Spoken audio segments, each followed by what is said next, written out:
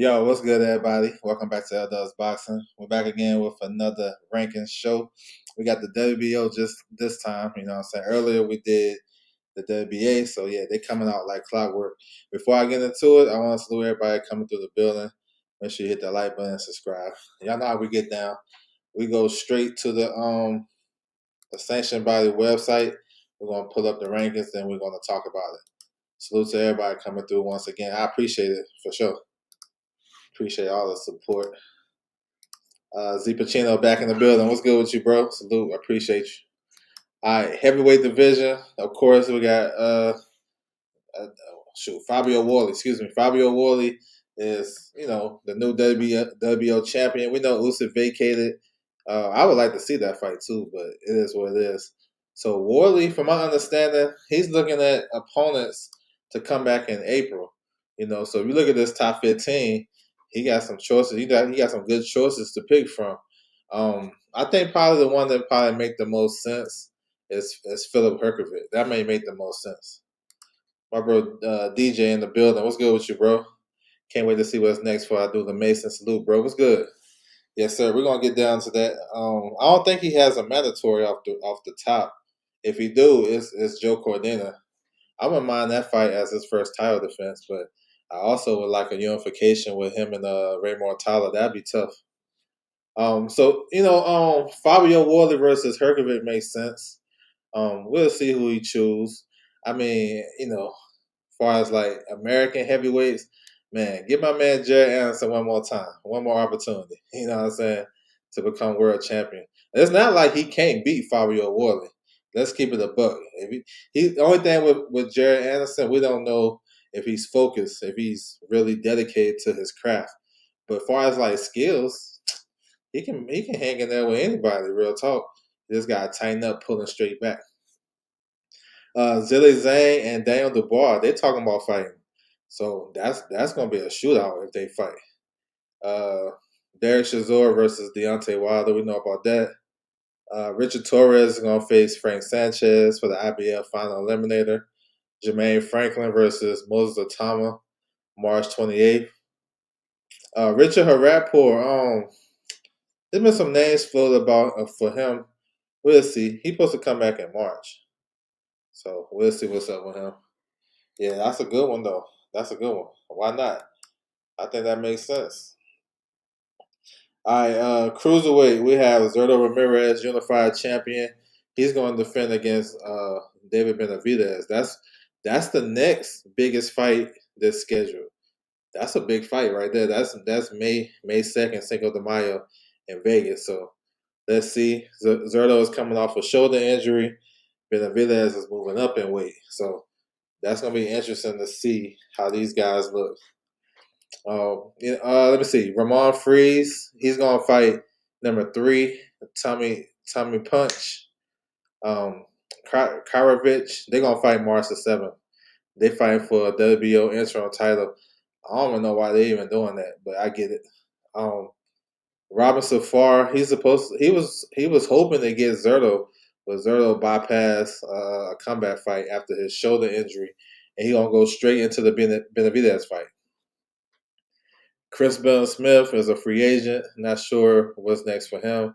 Mike Perez is supposed to fight number 13, Junior Olise. They're supposed to fight for a WBA strap. And then you got Massanet. He's supposed to fight Vidal Riley on the Deontay Wilder and Shazor card. So, yeah. Oh, Brandon Glanson, number 11. He's supposed to fight Jab Ataya March the 8th. That's a good fight, yo. That is a good-ass fight. I don't say that one's gonna be a bad one. That's gonna be tough. So yeah, we'll see. Light heavyweight, we got Dimitri Bivol still unified. He has an IBF mandatory coming, Michael Eifert. So they working on that. They had purse bids was scheduled today, but they got postponed until the 13th. So that probably be Bivol's next fight. Callum Smith and David Morrell, they finally got a deal done. They're going to fight for the interim title, the WBO interim. That's a good fight, too, because that's the next best guys. Benavidez, Beterbiev, Bivol, and then Callum Smith and Morrell. They're like 4 and 5. So that's a good fight. That's what we need when you look at these rankings. Like these guys should be fighting each other inside the rankings. I think. But Waxy is a still solid fighter. Olazana Vocic, man, he had a tough loss on Sunday against Hot Rod Kalaja. And these rankings came out before that fight happened. So that's why I don't indicate that. But that was a tough loss. It was a good fight. He scored 2 knockdowns, but he ended up getting knocked out in the fight. Let me see. Who got something coming?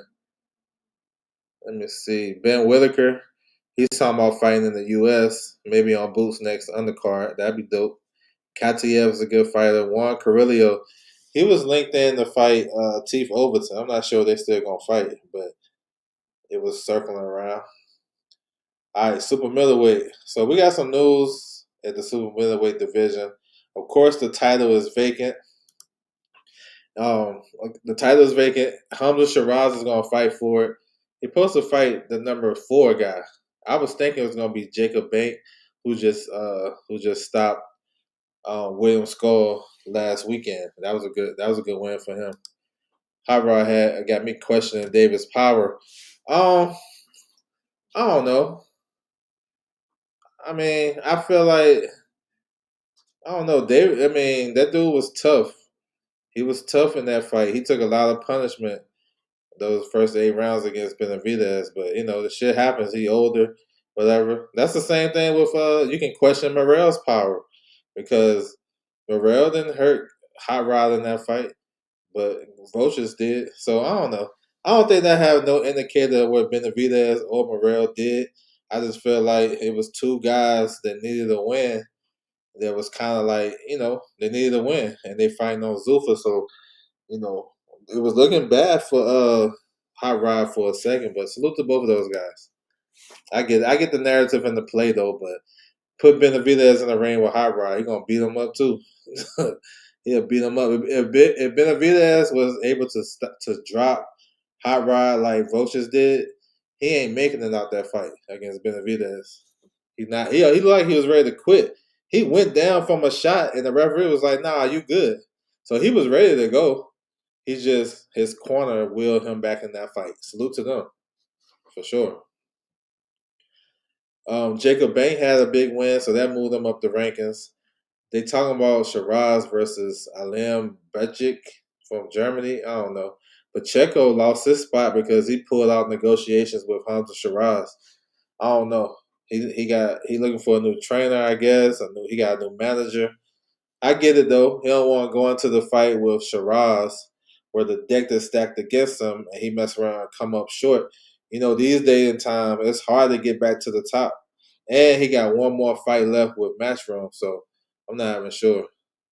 He said 12 rounds, beaten to KO. Yeah, I know. I seen people online talking about that, like Benavidez and what he is. Benavidez will beat both of them dudes. He'll beat Hot Rod too.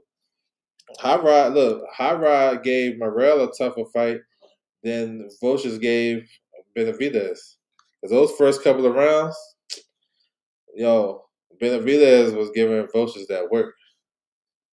He said, my man Toker's in the building. Was good. Queensberry requested that the WBO order someone immediately after. Okay, that's smart.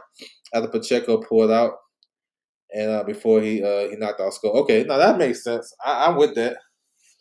You know what I'm saying? Because Shiraz, pretty much it was do or die for him because he gave up the opportunity with the WBC. So he was focused for sure on the WBO. So I'm with it. But still, look, Jacob Bank, he got some opportunities too. You know what I'm saying? Given the new WBC rankings, and maybe they can fight. You know what I'm saying? Because they got the same team. Should be an easy fight to make, hopefully. So, power play by Uncle Frank. That's smart. Uncle Frank been messing with the WBO for a long time. He know the ins and outs. Andrew Gray, what's good with you, bro? Appreciate you coming through. Salute to you. Just looking down, I like Troy Williamson at number 8. He got to do a rematch with Callum Simpson. He lost out on a chance to fight for the vacant IBF. Hopefully, he do the business in May when they're supposed to fight, and then he can get right back in position. They got him at number 8. Jaime McGill, he trying to get the Resendez fight. So let's see. Lester Martinez is a great name, good fighter for this division. 68 is a good division too. Real good names. Beg the Bully is facing Cena Abeko. Abeko. They coming up February 21st on the Ryan Garcia and Mario Barrios card.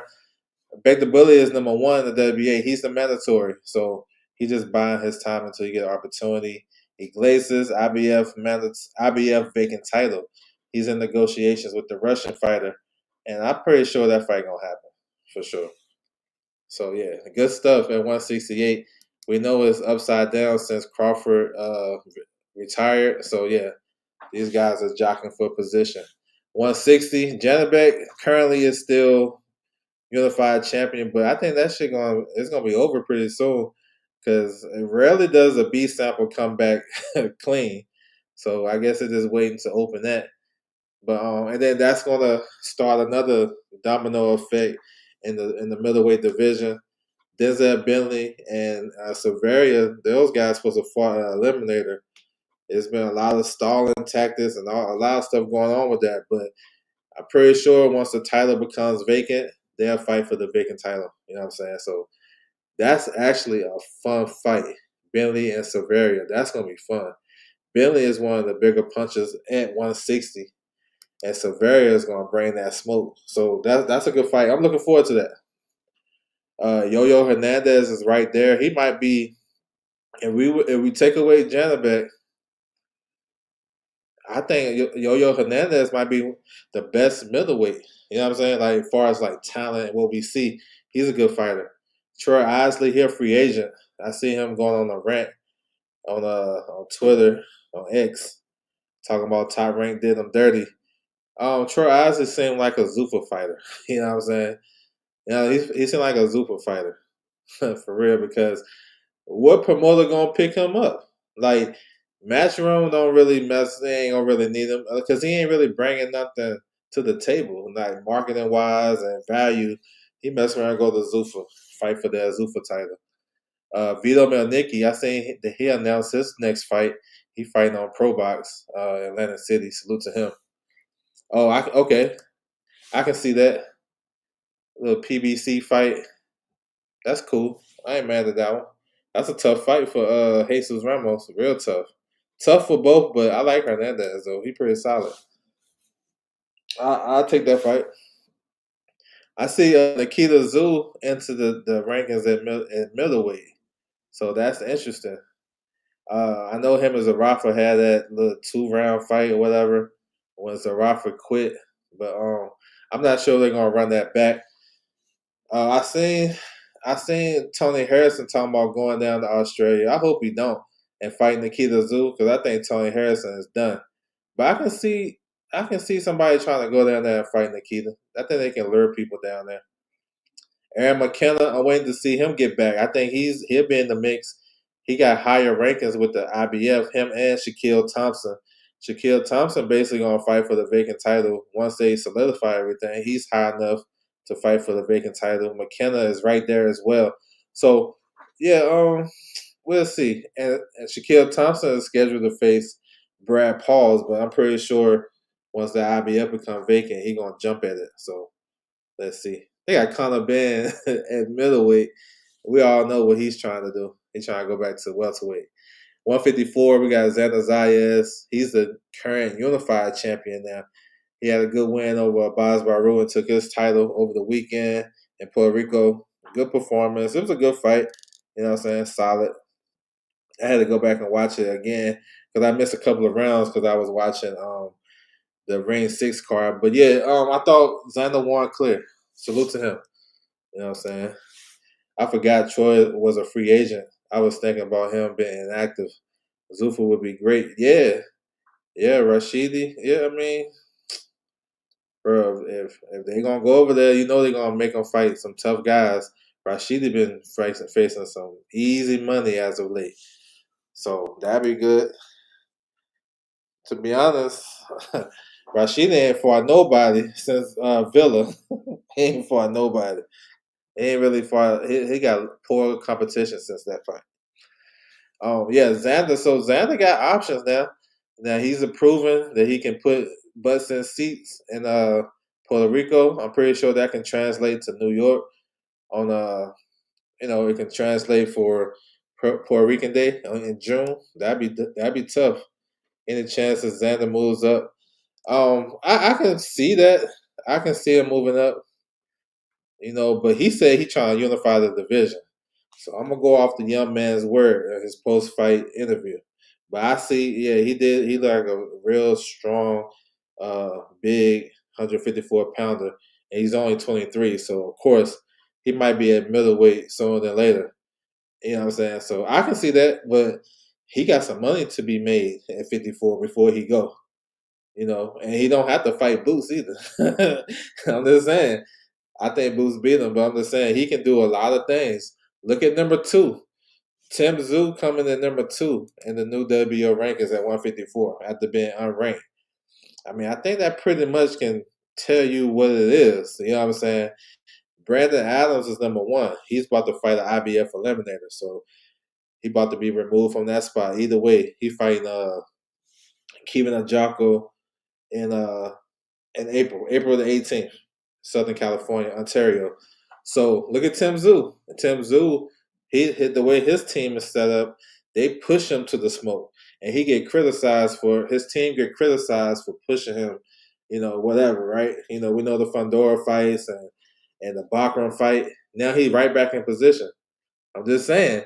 Look, when you see these rankings and you see these guys just hopping there so high without really doing nothing, or not really being the ranking the month previous, they got some cooking.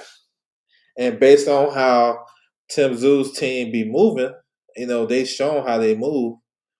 That's probably the next fight. Xander versus Tim Tszyu. They pretty much on the same schedule because Tim Tszyu fought in December. Now I know Tim Tszyu is probably not he's not the fighter he was, but he's gonna always be able to get fights because of the name and just him being willing to take these fights. Like Tim Tszyu against Xander in Puerto Rico or in MSG, I can see it. I can see it. We got Keith Thurman versus Fundora. That fight got rescheduled March 28th. Majimov, he came back a couple weeks ago. He looked alright, looked a little tired, after like midpoint in the fight, but he did well. Abaz Baru, like still good fighter, came up short. Same with Bakram. These two guys lost their titles, you know what I'm saying? Tim Tszyu has an elite team because ain't no way. Nah, I'm saying that's for sure. That team, No Limit Boxing, they are super aggressive. They represent Leon Paro. Leon Paro lost his title to Richardson Hitchens at 140. Now he about to fight for the vacant title at one. No, not the vacant title. Excuse me. He about to fight for the IBF title against Lewis Crocker in Australia, and they got that fight in Australia. They outbidded Matchroom. They're aggressive.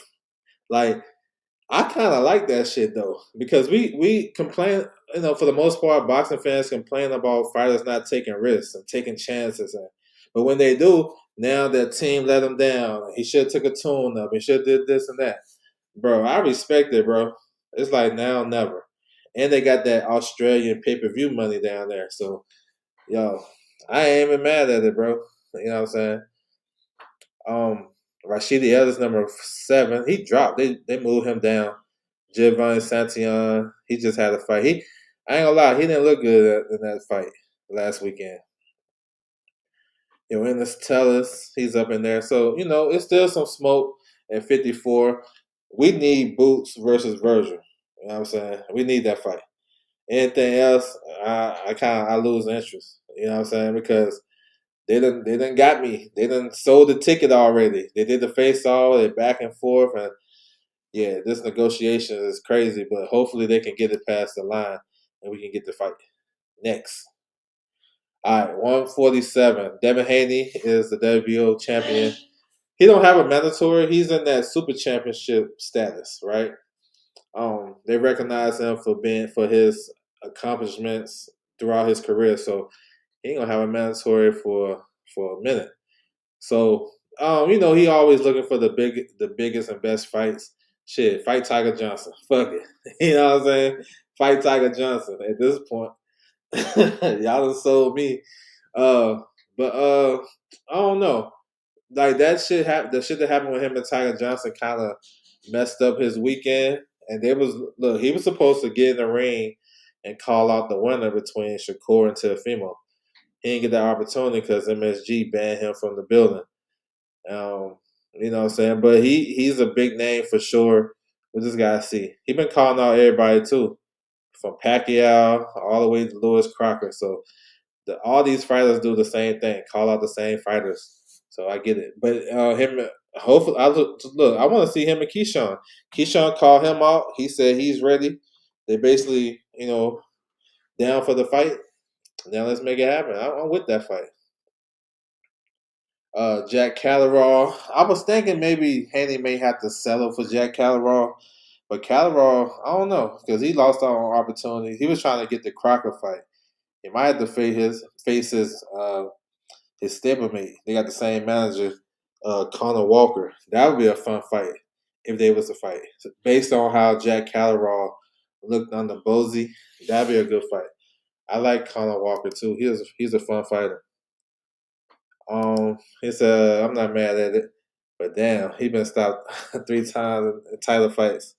Yeah, he gonna get opportunities until somebody put him in the dirt. I guess he gonna always get opportunities. Marlon Prince was good with you. Opulent LD was good. Salute. He said, yeah, Devin and Keyshawn, O'Connor Ben. I'm with that. Connor Ben is waiting for the Barrios and Ryan winner. He said, you think Ben Whitaker versus Nigel Lopez? Uh, I don't know. I don't know. I'm gonna say no because I think Ben Whitaker gonna have a fight in the spring over here. Then he's going back to the UK and probably fight some of those domestic light heavyweights. You know what I'm saying? So I don't know about near future, but hopefully down the line when they get big enough, they have to meet at the top. I would like to see it for sure. So we got Catterall, we got Karen Shikazin, Manny Pacquiao. Not sure when he's gonna come back. Brian Norman, Liam Paro. Somebody gonna end up taking his spot because he fighting for the vacant title. I don't know the date. I think I missed out on the date. I forgot. I know they announced that Liam Paro's team won the purse bid, but I think I missed out on the date. But that's a good fight too. Paro can win that fight against Lewis Crocker. He definitely can win that fight. So yeah, that's a good one. Um, Polanco, he didn't fight last week. He was sick, but he's in the mix. The Tiger Popo, I like him. He's solid. Gilsoft trying to get his WBA title shot against Rolly. Good luck. He might have to settle for like an interim title against. I keep saying this, but I'm gonna say Magistry. I say Magistry all the time because he got pictures of Gilberto Mendoza. He got to because he get hella chances. I don't know. He part of the board of directors for the WBA. Magistry. Y'all remember Magistry fought Mike Fox? Man, that shit's crazy. He always get opportunities. Suleiman Sissoko, he's supposed to be the WBC mandatory, but they done leapfrogged him for Conor Ben, who haven't fought in the division since 2022. Stan Jonas can make a move. Hopefully, like it's a lot of good fighters at welterweight, and they probably could round robin and fight each other. But you know how this shit works. All right, moving down 140. So we got a new WBO champion, Shakur Stevenson. He dominated Teofimo. Easy work over the weekend. He's still the current WBC champion at lightweight, so pretty sure he might have to make a decision which belt he want to keep. But we'll see. But yeah, bro, that was dominant. If he stay at 140, the division's on fire. But I think he got a lot of options too. You know, he can do a lot of things. So we'll see. Keyshawn #1. If that title becomes vacant and he want to stay, he gonna fight for it. I don't think he'll fight. Well, maybe it'd be Teofimo. I don't think Teofimo would take that fight. Teofimo said he was going to 140, 147. So maybe Keyshawn versus Santiago. I don't know if that title becomes vacant or if Keyshawn stays there. We'll see. Um, so Delgado is the IBF mandatory for Hitchens. But I can see a world where he may can be able to fight for the vacant WBO too. I don't know. We'll see. But yeah, Delgado. So that means Hitchens might have to run through. He got to go through Robert Garcia's gym twice. You know what I'm saying? He got Duarte, then he got Delgado if he keep his belt. Abreu Playo, it's likelihood that he's gonna fight for the he's basically the WBC mandatory for Dalton Smith, so he'll probably get his opportunity. Probably I'm thinking like the summer maybe. Barbosa, no news on him. Emiliano Vargas, number 7. Tito Mercado. I thought Tito. I don't know. They speculated he gonna sign with Zuffa. We'll see. You know, that might be a good move because Mercado is high risk, low reward. A lot of guys ain't trying to fight him. I'm just being honest. I mean, he talk a lot of shit, but he don't bring nothing to the table. So maybe he need to be on a platform where the guys over there gotta fight him. You feel what I'm trying to say? So yeah. But Lawsonov, I like him, Arthur Lawsonov. He's pretty solid. Here in Cedeno, his fight got postponed. He supposed to be on Matisse and Dalton Smith card. He had to pull out Jack Rafferty. So yeah, that's 140. 140 got some good fights coming up. They had a good month for 140 in January. And then we got Hitchens versus Duarte. We got Antoine Russell versus Andy Hirako. We got Frank Martin versus Nahir Albright. It's a lot of smoke at 140, y'all. A lot of smoke. Looking forward to it. He said 147 is wide open. Yeah, bro. I'm telling you, it's. I don't know who's number one at 140. People say Devin Haney, but I mean, I want to see him beat the guys. You know what I'm saying? I'm pretty sure I would probably favor him over the other champions, but I still gotta see it. I don't like to give guys number one without basically proving it. At least be one of the other champions, then we can talk about it. That's just how I look at it. Because we don't know. This game is crazy. We don't know. We don't truly know. All right, 135. Abdullah Mason, WBO champion. Not sure if it's mandatory, if he have a mandatory, but Cordina right there at number 1 is actually a good first title defense. I'm not gonna lie, but I'm not sure if that's going to get ordered or not. We'll have to see. Alan Sanchez from Argentina, he a pretty solid fighter. William Zepeda, we haven't heard much from him lately, so hopefully he'll get on a big card coming up. He's still an exciting fighter. Sam Noakes too, he can come back too. He had a good performance against Abdullah Mason. Came up short, but he can come back. Albert Bell, that's another one. We want to see something for him. Maybe a title eliminated with the IBF would be good. Unbiased Brown, what's good with you, bro? Salute to you. Floyd Schofield's in position to fight. Maybe for the vacant WBA, they're gonna figure out some things. Tank. He said, "Give Bell a shot." Man, I'm with you, bro. I'm with you. Yeah. Oh, yeah. Okay. Yeah. I remember that. Okay. So y'all see that Zerto, Zepeda fighting on Benavidez and Zerto makes sense. Let me matchmake that card. I'm trying to get one of these promoters to let me matchmake a card. I ain't gonna get your fighter beat. I'm just gonna do great fights for the fans. But I think on that card though, I would do. I like Jesus Ramos on there, but if he gonna fight Yo-Yo, that'd be tough. And then I would do Ricardo Sandoval versus Galal Ufai. That's gonna be all action right there. And Sandoval is with Golden Boy, so maybe they hold a spot. I would do that. Nose versus Padley. That's not a bad fight. I know Padley campaigned at 130 now, but I would take that fight. No, for sure. I would take that fight. Tank gotta get his life together. Yeah, we don't even gotta talk about him. If Garon wins this next fight, I can see them making Mason. But yeah, I've been trying to get Mason to fight Garon for a long time. I don't know if you remember, Garon fought. Damn, I forgot who he fought.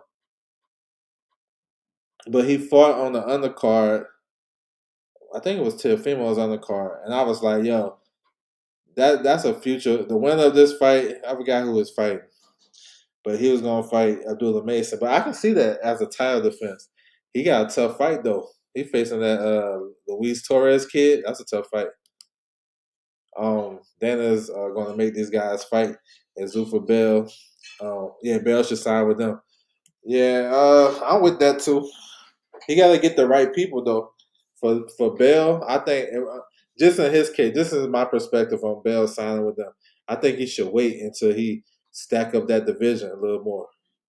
Because he go over there now, they got Rayo and they got De Los Santos. I was to wait for two more people, sign two more good lightweights, and I go over there because he's close to an IBF eliminator. He could be fighting a Kui next in April. That's not a bad option too. I'm with that. That's not a bad option. Tension versus Gallo Estrada. Okay, I'm with that. I like Zepeda versus Justin Paul though as a comeback fight. That's a good fight for. That's a good fight. Justin Pardo got some good power too. You know the relentless. You know how relentless Zepeda is good. I wonder if Golden Boy would match him up with a boxer coming back. Maybe they do some type of all Mexican. Yeah, George Acosta. Yeah, I remember that. Yeah, and I was saying the winner of that fight is basically Abdullah Mason's opponent, but they come out like that. Yeah, he was on that card. That's why I said it. Yeah, I remember that shit now. Let me see. Schofield WBA route. We waiting to see what's going to happen with that because the WBA said they're going to make a decision in 5 days, and that was what couple days ago. So maybe the end of the week they'll make their decision for that. So Schofield, I can see Schofield versus Lucas Body. I can see Schofield versus Lamont Roach. If Lamont Roach is healed, he's nursing a hand injury, so a lot of things they can do. Renee Tellis Garon, like we mentioned, he got a good fight coming up on Pro Box. I don't know why they got Yair Herrera ranked right here because he's the WBC interim champion. I thought they'd come out the rankings, but there you go. Joshua Pagan, he has a fight coming up next week. Lucas Body, yep. Cameron Vaughn up in there. I see him. So yeah, lightweight. So if Shakur comes back to lightweight, I see him facing Lamont Roach. I mean, if that happens, I like to see Mason and Raymond Moratala. I like to see that. That'd be cool. I got my eyes on Sugar versus Cowboy this weekend. You talking about MMA? 130. So we got a big fight coming up, a big unification at 130. February 28th, Manuel Navarrete versus Sugar Nunes. Oh, you talking about that fight? Sugar. Oh, yeah, my bus. I'm tripping. Yeah, I'm ready for that too. I forgot. Vancaro means okay. I'm with you, bro. I thought you were talking about okay. Nah, I'm with you. Yeah, I'm waiting for that too. That's gonna be a good fight for sure. I think Nunes got a little bit more to it. He a little bit more versatile. If he needs to box, he can. But Navarrete is so awkward. You know what I'm saying? Once he get his engine going, it's hard to stop him. Yeah, Shocky. Yeah. I'm with that. Yeah, for sure. I think like yeah, I'm with that. If he can get the winner, that's cool. Nunes for the win. I think Nunes can win that fight too. He got big power where he's gonna keep Navarrete honest too. Nah, it's the 28th. February 28th. Ain't nothing this weekend because of the Super Bowl.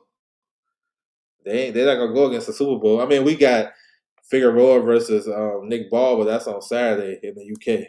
But we don't got nothing big. Is it official? I don't know if it's official. I'm hearing other stuff. I'm hearing Max Sayo might be on that Zulfa team. I don't know. What you hearing? I ain't hear that. I think it more likely it'd be Ray Ford versus Michael Magnisi if he's gonna fight for the WBC final eliminator. That's my thinking. Because in the WBC rankings, which I'm gonna do tomorrow, they move Max Sayo from number 1 to number 3, and Magnisi is number 1, and Ford is number 2. So let's see. So yeah, we got the big fight at 130 coming up on the 28th. Charlie Suarez is a mandatory. He's supposed to get his opportunity. He took a step aside to allow this unification. Liam Wilson, he might get an opportunity pretty soon because he's with that same team with Tim Tszyu and Liam Paro. Those guys are aggressive with that matchmaking. Andres Cortez, I seen him at Zoo for boxing. Mark Masayo is floating around that he may go over there. Ray Ford, man, he needed an eliminator badly. I know they talking about him and Ashaki Foster been going back and forth, but the best way to get that fight is to become his mandatory and get the WBC to lean on him. So he said, I need Ball to retire Figgy so Shushu can get that unification. You don't think Figgy will fight Shushu? You don't think Figgy will fight Shushu if he wins? Sure. I think Figgy will fight him. I think he'll fight him, but we'll see though. But either one, that's gonna be a good fight. Let me see. Luis Abreu Lopez, a good name. Rocky Hernandez, he might be ready to retire. Excuse me. Edison Garcia, he signed with Zuffa. That's a guy that they gonna be able to build at 135. He coming off a big win in Japan. So yeah, 130. 126, man. 126. They need to do a 4-man undisputed tournament. Rafael Espinoza, Shushu Carrington, the winner of Nick Ball and Figueroa, and then Angelo Leo. Let's do it. Why not, yo? Ain't nothing else really going on in this division. They circling each other, fighting nondescript title defenses. I like Espinoza though. He's a WBO champion here.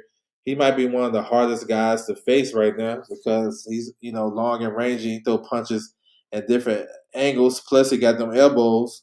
Like we can't underestimate them elbows. He been breaking eye sockets with them joints. So, but he's still a good fighter. And looked like they was working on him and Angelo Leo. And I'm with that. Make that fight, please. That's another fight that would be perfect for Benavidez and Zerlo. Perfect. Oh my God, that'd be a perfect fight for that undercard. For sure. Make that shit happen, yo. Let's get it. Because that's dope. Elijah Pierce, he's about to fight Lorenzo Parra. That fight got rescheduled like 2 or 3 times. So let's see. They fighting February 28th. I think it's the 28th or the 27th. That's Manny Pacquiao Promotions. So they fighting in upstate New York, Turner Stone. So let's see. It's gonna be cold as hell that night too. Oh man. Is Espinoza moving up or unifying? I heard he was going to try to unify with Leo. With that, Elijah Pierce versus Paro is supposed to be a WBO eliminator. You know what I'm saying? So let's see. Raif Salim is a mandatory for Leo, but I would take Leo versus Espinoza over that mandatory. Liam Davis, he's gonna fight Zach Miller. That's a good fight to look out for March 28th. Nathaniel Collins. And I think he's number 1 in the WBC. And he got an eliminator against an Italian guy that he fought. He had a tough fight, that fight. They fought to a draw. Look at Chop Chop Gonzalez. He's nice. He's with Robert Garcia. He's gonna get in the mix. Get him a couple more fights. He's gonna get in the mix for sure. 122. We're waiting for the big fight that's supposed to happen in May. Naoya Inoue versus Junto Nakatani. That's a big fight. It's gonna be real big in Japan. So I think if Inoue wins that fight against Nakatani, I think he has nowhere else to go. He don't need to stay at 122 any longer. He can go up to featherweight. Well, we got some great Well, I can say great champions, but good champions that would test him. And all those guys bring different stuff to the table. Angelo Leo, great body puncher, durable, tough. You got the 6'1" Espinoza, who is just, enigma in itself. Shushu, boxer puncher, can be able to trade and sit down with anyway. He got good power. You seen what he did over the weekend against Carlos Castro. That was a good fight. He was tested in that fight. And then Nick Ball. If Nick Ball wins, short, stocky guy, gonna be up in anyways chest and make him work. Same thing with Figueroa. He's big for the weight. He'll be up in anyways chest as well. So it's some smoke for him at 26. And after I'm okay with a Nakatani fight because I felt like Nakatani was the best at 18 and he wanted to move up to prove his greatness. Um, so let's see. He had a tough fight his last fight against Sebastian Hernandez. Anyway, had a pretty solid time, easy time with Picasso. So let's go. After this, it's no need to stay at 122. Ain't no need. So the guys up underneath, they should be positioning themselves to fight for some vacant titles pretty soon. Unless John 2, you know what I'm saying? If John 2 wins, then they still in position. I get it. But, I'm picking anyway. We got some good names right here. Carl James Martin up in there. Martine. We got Marlon Tapales, Louis Neri. That's actually a good fight right there. If they, if Neri's still campaigning at 122. German Cajas, MJ, Shabazz Masu. I like him too. Sebastian Hernandez, he should be able to get another fight. He another one that would fit perfect on the Cinco de Mayo card. He'll be perfect. He'll be perfect. His style of fighting, the way he bring that smoke. And they don't got my guy Ramon Cardenas in here, do they? Nope. He'll be perfect too. You know what I'm saying? They got some good fighters down here. Yes, sir. Um, he said, let me see, I'm going back in the chat. Nathaniel Collins rematch Lorente in May. Okay. That was a solid fight. And I think man, he almost lost that one. That was a close fight. How many eliminators does Paro got to do? He only did one. He only did one. He was going to do two. But Patty Donovan pulled out. So they did a Frank Warren move. They went straight to the IBF so they can become the mandatory for uh, Patty Donovan. So he only did one. He was going to do two because Patty Donovan was on the voluntary stage and they was going to allow that. But once Lewis Crocker was in a voluntary stage, so they was going to allow a mandatory with Patty Donovan and Liam Paro. But when Patty Donovan got sick and pulled out, then Team Paro went straight to become the mandatory, and we're gonna get that fight next. So, but his team, they like I said, they're aggressive. Can you map out Xander's road to undisputed? Now you ain't off topic, bro. We talking boxing. It's all good, bro. I say go get the Josh Kelly fight. Josh Kelly, I would try to lure Josh Kelly to the U.S. to fight him in New York City in Puerto Rican Day weekend in June. Then Fundora. That's it. That's the path right there. If Fundora beats Tim Tszyu, or if whoever, no, if Fundora, he already beat Tim Tszyu. If Fundora beats Thurman, he can get the winner of that fight. Why? Because both guys I think both guys would be interested to face Xander. You know what I'm saying? They probably still look at him as a young pup. They were supposed to fight him and Fundora, so maybe they can revisit that. I think Keith Thurman, I don't know, man. I don't know if Keith Thurman would entertain that, but I think if Xander gets that third belt, for sure, yeah, they're gonna have to come see Xander NYC for sure. So that's the path right there. Go get the Josh Kelly belt. The only thing with Josh Kelly is he gonna have a mandatory pretty soon. The winner of Brandon Adams and Kevin Ajako. So you got to always worry about the IBF mandatory. But if he hurry up and get that fight signed, and then make concessions to fight the winner of Fedor and Thurman, I think it can happen. You know what I'm saying? Money talks too. Aleem Japanese. No, Rais Aleem, nah, he black dude. I think he from Michigan or somewhere. Shushu been calling for the smoke for over a year. I think he'll get the opportunity, you know what I'm saying? Especially being locked in with Turkey. I want to see who's going to make anyway come on the first gear. I think we've seen that before. Then I thought Donaire made him come out of first gear. He had to tighten up in that fight. In a lot of ways, I think Tapales did too, because Tapales was tough.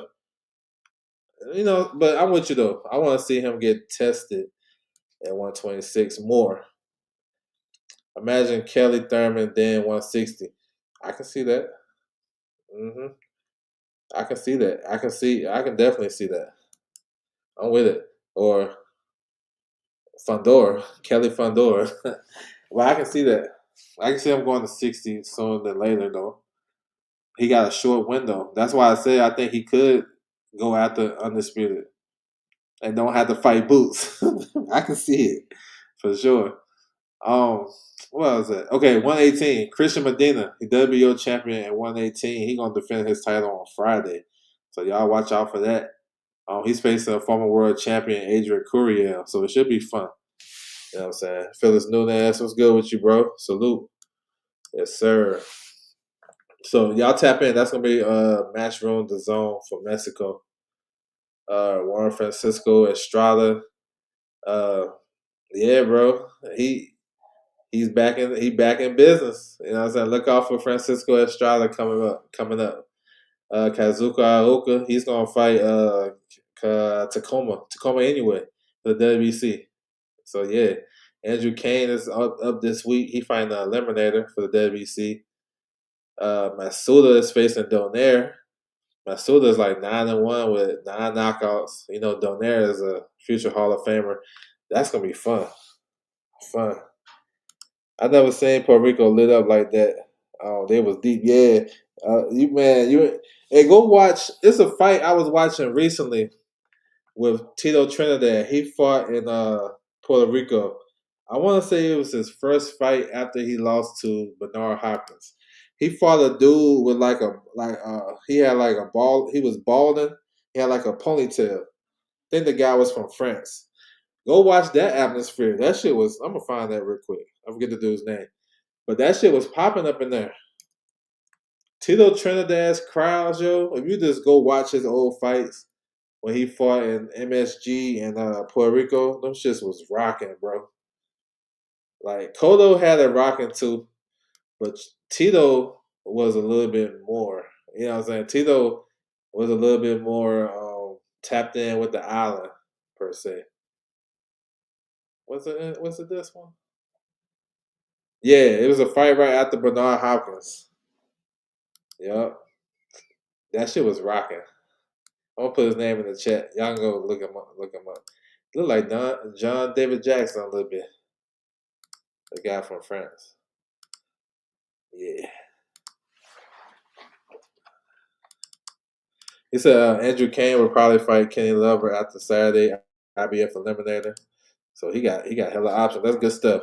My bro Mike in the building. What's good? JC, what's good with you? Salute. He said, what's good? Yeah, my man, Romantic Massacre. Go watch that fight with Tito and this guy right here. And look at the atmosphere and the crowd. That shit was crazy. And that was him coming off his first loss when he lost to Bernard Hopkins. Yeah, they were showing him mad love. Salute to him. So yeah, man. I'm looking forward to see Christian Medina because Christian Medina, look, he's one of the pieces to lure Bam back to Matchroom. You know what I'm saying? Because Bam looking to probably gonna end up going to 118, and he gonna go straight to a title shot. So Christian Medina, we gotta tap in with him because he could be fighting Bam sometime this year. Who could ever forget Tito? Oh, that was crazy. That was crazy. Yo, I do this little thing, man, where I go back and just try to, I be learning every day with this boxing. So like I pick a point in a fighter's career and I go back and watch it. Like I know I did Riddick Bowe. I watched his 91 and 92. All the fights I can find. I watched all his fights building up to the first Holyfield fight. Tito Trinidad.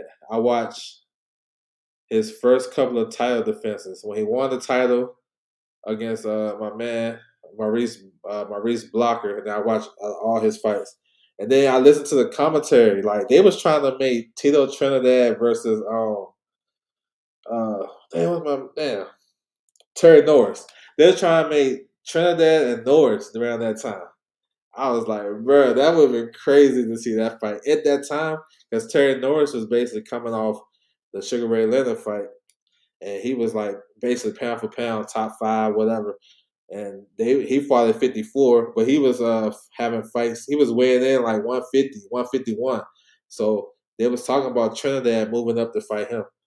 So yeah, bro, I like to get my knowledge right. 115, Ben Rodriguez, 3 belts, unified champion. Got 1 belt left to get the IBF title. I'm not sure if he's gonna get it. we got some politics going on. Willibaldo Garcia is the IBF champion. He's on the clock to fight his mandatory, Andrew Maloney. I think they got purse bids coming up in a couple of weeks. Uh, yeah, bro, it ain't looking good. Unless they can work out a deal to pay Andrew Maloney step aside money, it don't look like he's going to do that. Just do boxing. What's good with you, bro? Salute.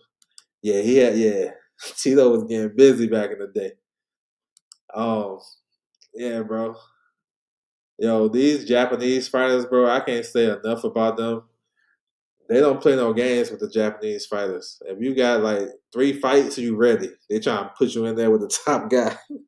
They don't do a lot of stalling and building you up and shit. They don't take the top rank moniker and have you have fights over here and build you up. You have four rounders and 5 6 rounders and 4 8s. Nah, they don't do that. Once you win 2 or 3 fights, you want to fight for the title. Yeah, they don't play around. This kid right here, number 5, Sabu, bro. I seen him against Carlos Quadras. That kid can fight. That kid can fight, yo. Y'all tap in with him. Jack Turner. Y'all look out for him this weekend. Jack Turner, he's a explosive fighter, bro. He been getting a lot of knockouts. He got a lot of power at this weight class. He's fighting on a Nick Ball card. Y'all tap in.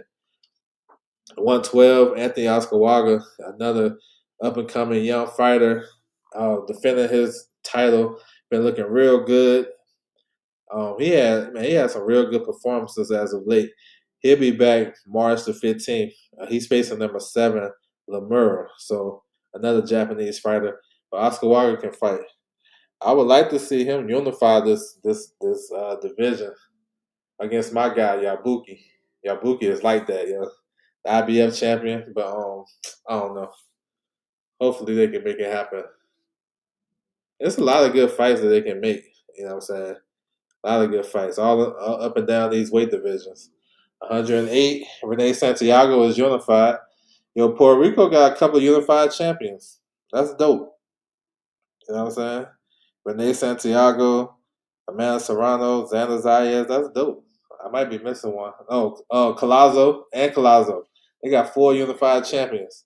So good shit. Santiago might have to fight that young kid, that Japanese fighter, Kura. Might have to fight him. That's gonna be tough. But he went over to Japan twice last year, and he won the title against Awata. Awata about to get a world title shot against CP Freshmart, Nye Armstrong. But he took his WBO title, and then he went right back and unified with the WBA champion. So this dude don't mess around. I salute that because a lot of fighters ain't trying to go over there.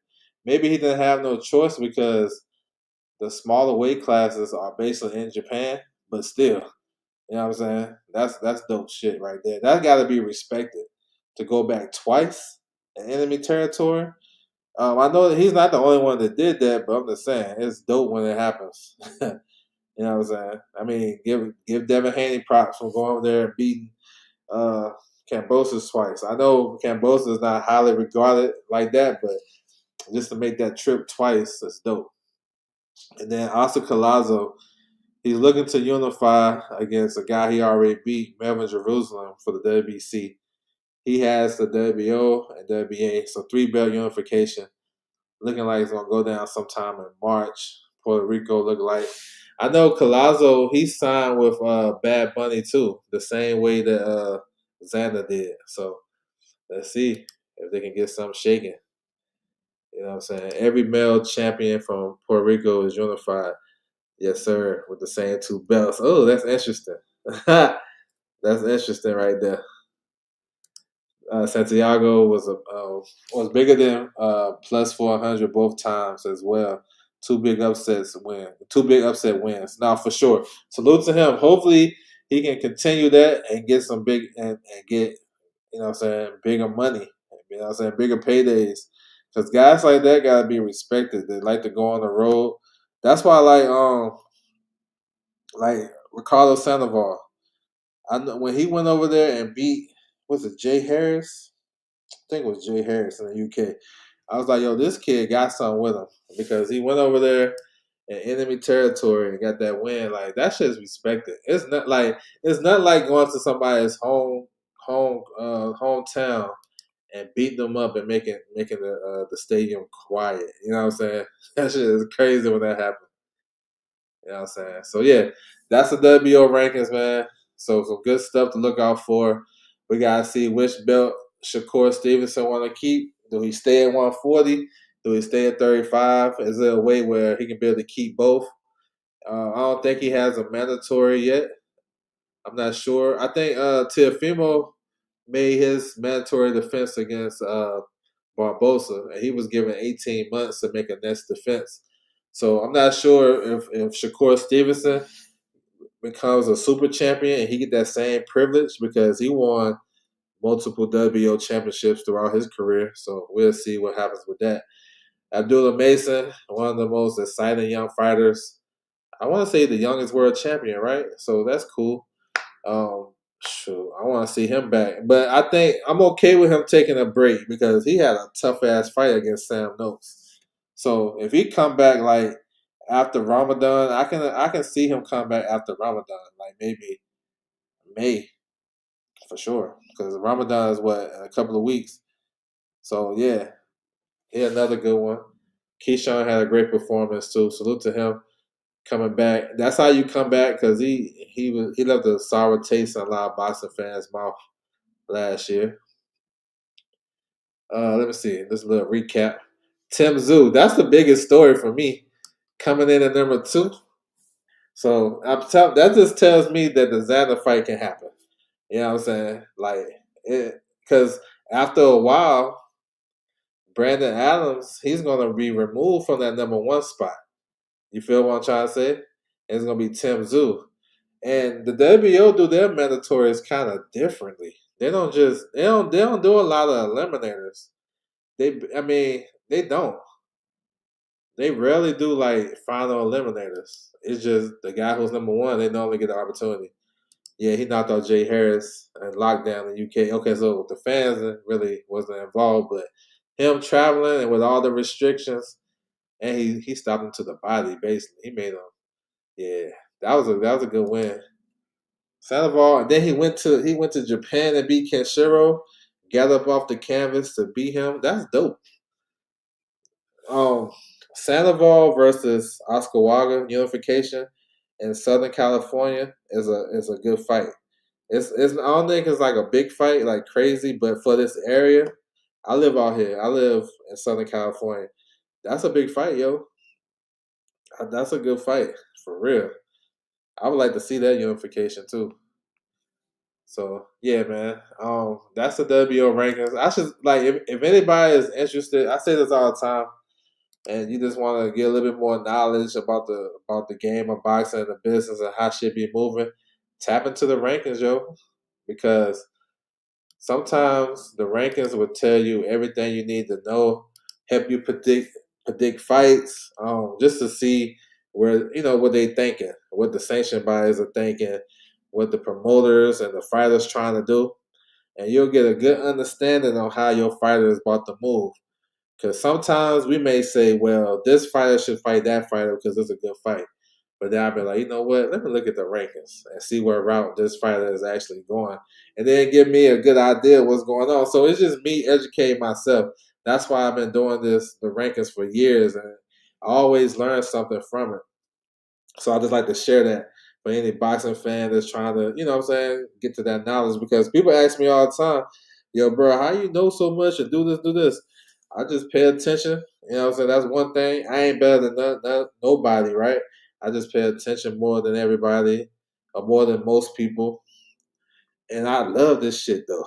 You know what I'm saying? I love boxing, so it's not really hard for me not to want to gain knowledge from it. So just want to share that. Salute to everybody coming through the building. Hopefully, you guys got some up out of this. Tomorrow we'll do the WBC rankings, and then we'll touch down on the fight week. We're gonna cover the fight week and let you know where to watch and breakdowns, predictions. Y'all know how we get down on the channel. Salute to everybody coming through the building. I appreciate the time, and I'm out.